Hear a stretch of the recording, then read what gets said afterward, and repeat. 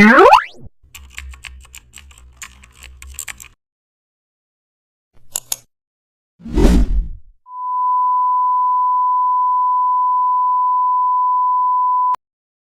back to the channel. Don't forget to like, share and subscribe for more updates. Today we are exploring an amazing topic of Photoshop, how to create a gold text style in Photoshop. Start by typing your text in a bold font, then apply a gradient overlay with rich gold tones. Add inner shadows for depth, use bevel and emboss to simulate metallic shine. Also adjust the highlight mode to white for reflections. Now apply contour to refine edges and add a subtle stain effect for soft glow. Use outer glow with a warm yellow gradient.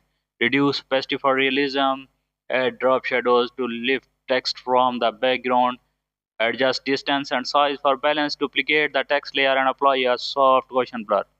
Set the blur layer to overlay mode for extra shine. Adjust